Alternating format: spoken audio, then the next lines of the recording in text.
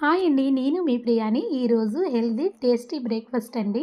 రొటీన్‌గా పూరీలు, గారెలు, మైసూర్ బోండాలు కాకుండా మినప రొట్టెని ఇలా ప్రిపేర్ చేసుకోండి.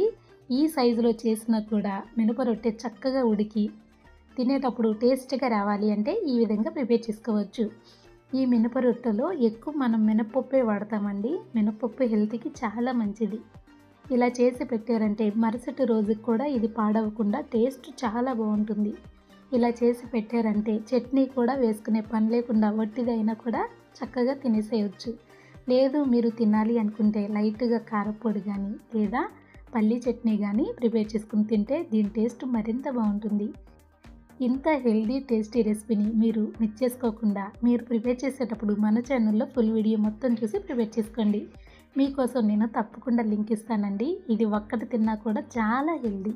వీడియో నచ్చితే లైక్ చేయండి. Thank you.